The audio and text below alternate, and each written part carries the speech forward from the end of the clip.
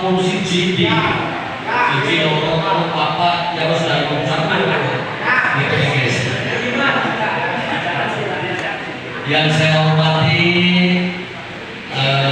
Ketua LPM, mana LPM?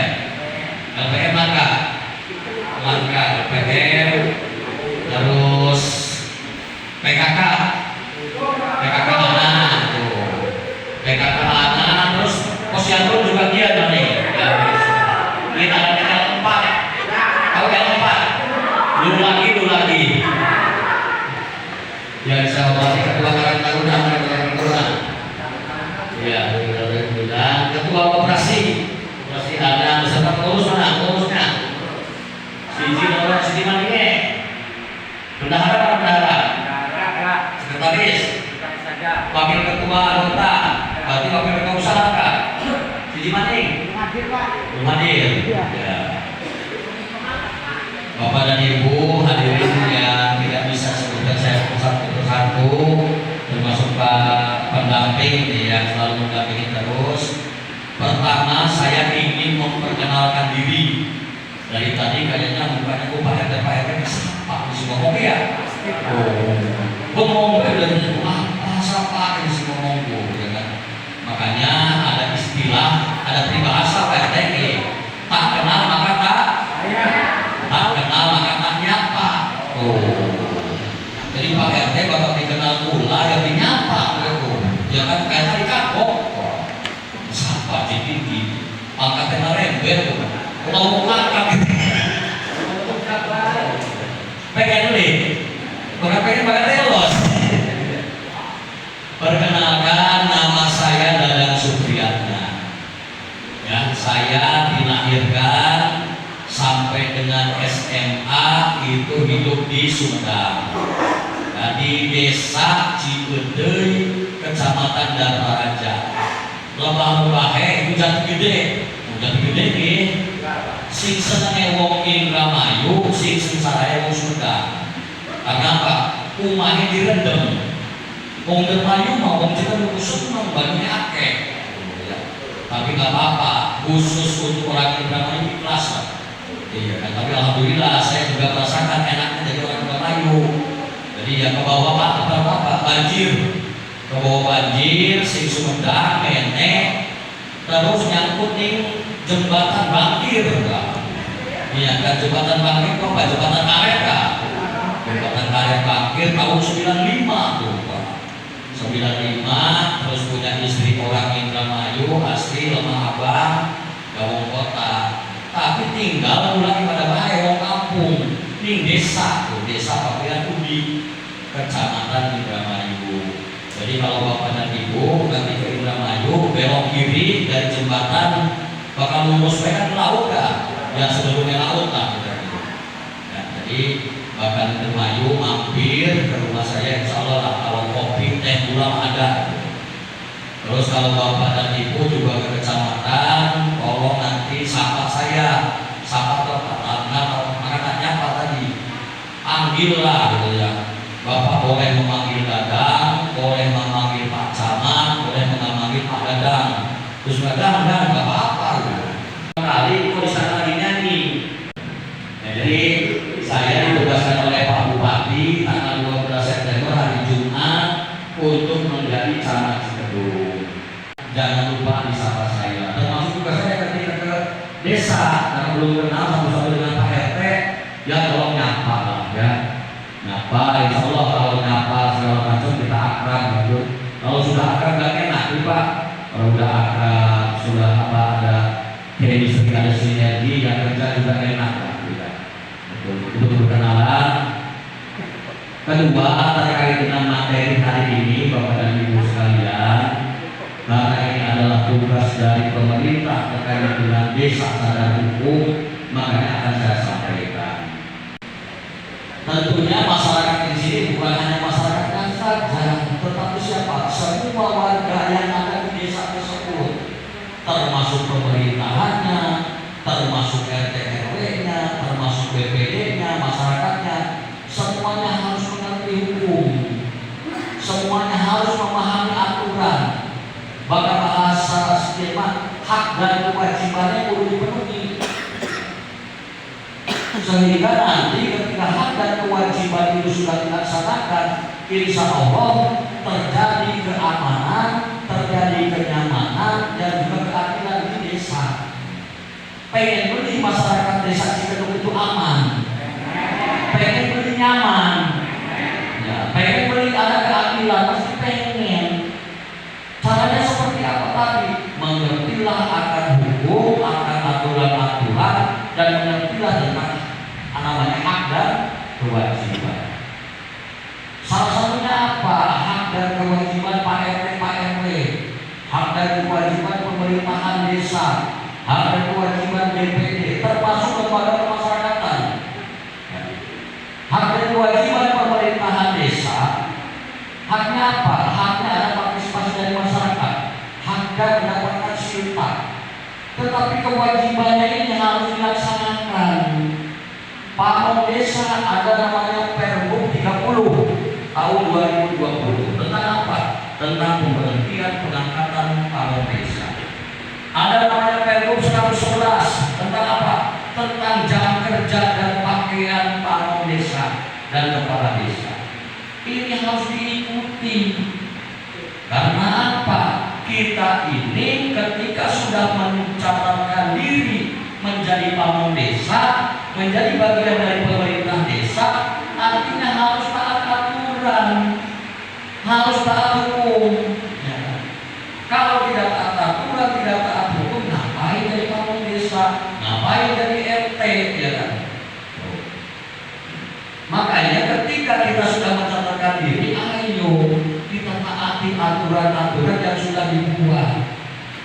Aturan itu bukan untuk dilanggar, tetapi untuk mengatur bagaimana jalannya pemerintahan ini, bagaimana jalannya pelayanan ini kepada masyarakat, sehingga masyarakat menjadi apa? Menjadi mengerti, memudahkan pelayanannya. Ketika hak dan kewajibannya dilaksanakan, insya Allah masyarakat itu tenang. Itu.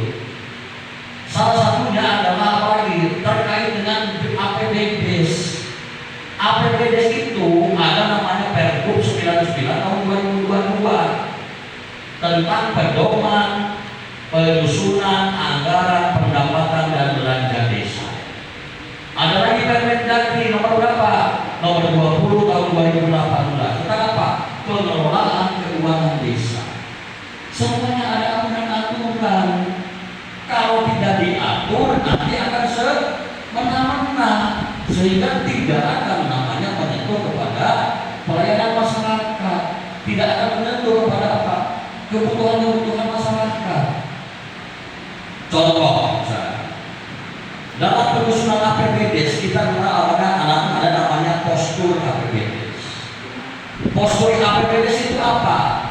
Postur APBDes itu terdiri dari pendapatan, ada belanja, ada pembiayaan. Sama dengan di rumah tangga.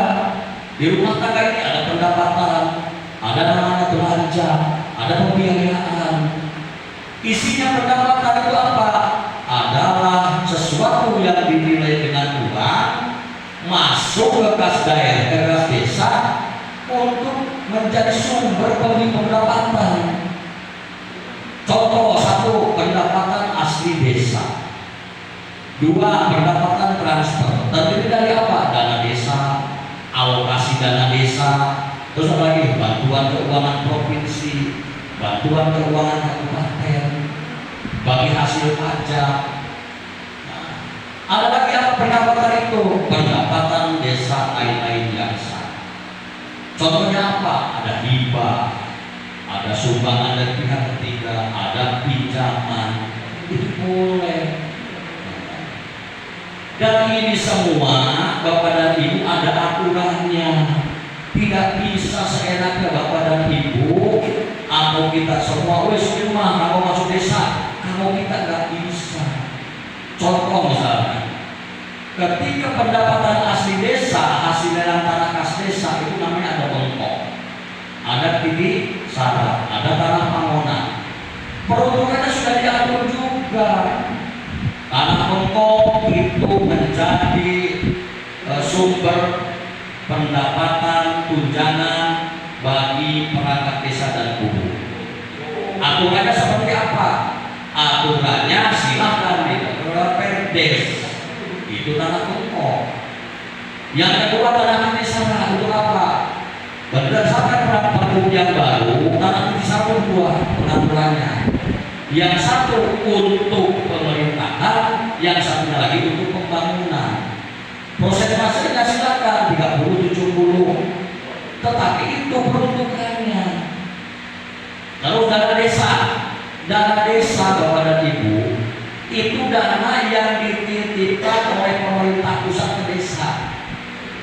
Dan setiap tahun prioritas penggunaannya diatur. Contoh tahun ini ya Pak Pendamping ya. Tahun ini itu 8 aspek yang harus dijadikan pembiayaan dana desa. Satu, ada berkaitan dengan ketahanan pangan, ada BLT, ya kan? Terus ada lagi untuk operasional pemerintah desa. Pokoknya ada 8 yang harus didanai oleh dana desa, termasuk ketika ada musibah. Dan ini masuk ke prioritas penggunaan dana desa. Terus bantuan provinsi, dulu bantuan provinsi itu ada untuk namanya apa tuh? Posyandu. Sekarang dia ubah lagi aturannya. Bantuan provinsi hanya untuk 3. Yang pertama untuk tambahan tunjangan pemerintah desa, yang kedua untuk operasional BPD, yang ketiga untuk fisik, infrastruktur. Jadi inilah aturan-aturan yang harus dipenuhi oleh kita, tidak bisa yang namanya seenaknya. Makanya nanti dalam penyusunan APBDes, dalam penyusunan RKPDes, patuhi aturan itu. Masyarakat tidak bisa memaksakan, karena apa? Yang bisa menjadi andalan, yang hanya boleh Pak Kuku itu bisa mengapresiasi masyarakat itu dari PAD aja. Termasuk hari ini dana desa sudah tergadaikan 30% untuk jaminan operasi desa. Ini harus diketahui oleh masyarakat. Jadi tahun 2026 30% itu sudah otomatis tidak bisa diutak-atik. Dan kita harus menyadari ini. Oh iya, aturannya memang seperti itu. Tidak bisa misalkan pokoknya belum ini, nggak bisa. Ada aturannya, ada hal-hal yang harus kita patuhi. Tentang hak dan kewajiban kepada ibu semuanya. Pak RT, Pak RW mana? Coba ada Pak RW yang nomor 1. RT ada. RW mana ya? RT. Pak RT ada hak dan kewajiban. Haknya apa Pak RT? Pak RT haknya apa? Haknya Pak RT menerima insentif. Iya kan? Insentif mulai September udah diterima kan? Sudah. Yang Oktober yang belum, baru kemarin maju. September udah diterima, itu haknya. Tapi saya tanya tadi keseimbangan, kewajibannya apa? Coba Pak RT, coba katakan kewajiban Pak RT apa? Ayo apa? Ada toh? Salah satunya menyampaikan aspirasi masyarakat. Terus, ayo Pak RT, Pak RW, Pak RT, Pak RW ini Muslimain hati. Kewajibannya apa? Sehingga seimbang antara hak dan kewajiban. Pak RT, pertama tugasnya Pak RT, kewajibannya Pak RT adalah bidang administrasi kependudukan. Benar nggak? Pak RT, Pak RW itu mempunyai wilayah dan mempunyai penduduk. Ya kan? Ada wilayah binaannya, punya penduduk kan? Nah, administrasi kependudukannya itu Pak RT, Pak RW harus tahu. Punya nggak fotokopian kakaknya? Punya. Pak RT. Baru beli jumlah kakaknya Lapira. Belum.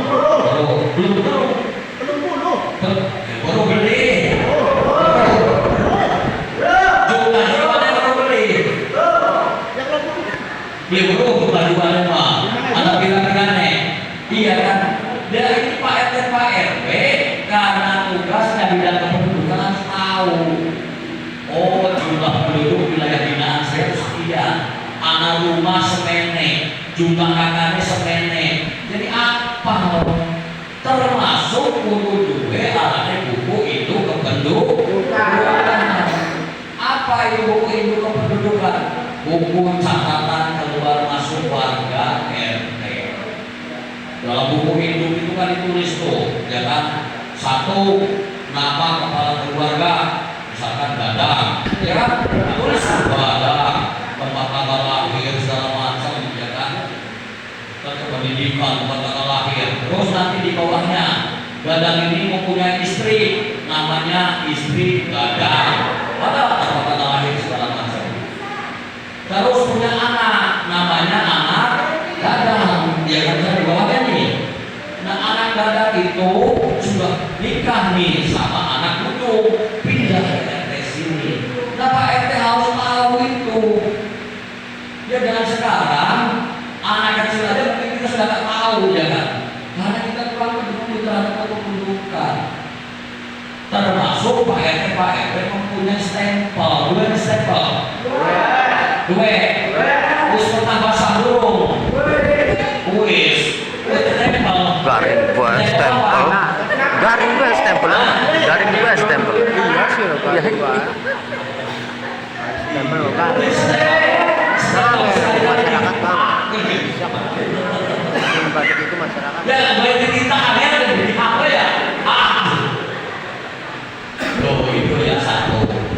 Yang kedua apa? Kewajibannya Pak RT Pak RW tadi menyampaikan aspirasi masyarakat. Pak RT Pak RW itu hidup di lingkungan masyarakat. Pak RT Pak RW mengetahui kondisi masyarakat. Makanya ketika ada aspirasi masyarakat, ada masyarakat keinginannya disampaikan. Lewat apa? Lewat namanya forum musrembang, musyawarah rencana pembangunan. Pak RT menyampaikan bahkan ini butuh sekolah, di sini butuh apalagi jalan, gang segala macam, sampaikan. Termasuk misalkan Pak Kubo, ini akeh masyarakat sih butuh pelatihan jahit, silakan disampaikan. Tetapi itu karena kebutuhan, ya kan? Ya. Sehingga ketika itu disampaikan, Pak Kubo kan menimbang nanti mana yang prioritas. Karena tadi namanya anggaran itu terbatas, anggarannya terbatas, sementara usulan dari 51 RT sudah kelihatan. Bahkan masing-masing RT usulkan, wis 51 pembangunan tuh, si kudu dibiayai. Makanya dalam usulan pembangunan Pak RT Pak RW itu sabar.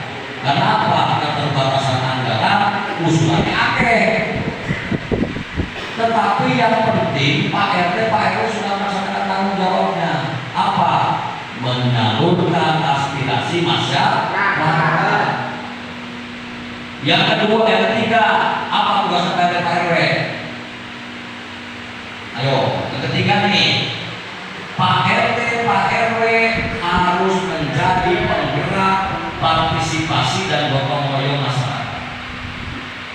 Bagaimana masyarakat itu bisa berpartisipasi, bisa melaksanakan gotong royong. Masih anak beli golong, Kakak. Pak RT di situ bergerak. Bagaimana caranya agar partisipasi ini meningkat? Anis kampung ini masih anak, masih bawa tumpeng. Alhamdulillah, berarti gotong royong masih anak. Tetapi untuk hal-hal yang lain, Pak RT Pak RW menjadi penjaga partisipasi gotong royong masyarakat. Dulu kita bangga dengan gotong royong. Sekarang karena masyarakat kita semakin pintar, semakin apa? Gotong royong partisipasi semakin menurun. Mungkin dulu masih ingat kalau bangun rumah masih ada namanya kerja bakti ya Pak. rumah, segala macam masih ada kerja bakti. Terus ketika membersihkan saluran masih ada kerja bakti. Sekian Pak RT Pak RW nggak ada membersihkan saluran, ya sebenarnya Pak RT ngebersihin saluranku, benar? Artinya itu yang harus kita kerjakan. Bagaimana partisipasi gotong-royong masyarakat itu meningkat. Kita lakukan apa hak dan kewajibannya. Yang keempat, Pak RT Pak RW kewajibannya apa?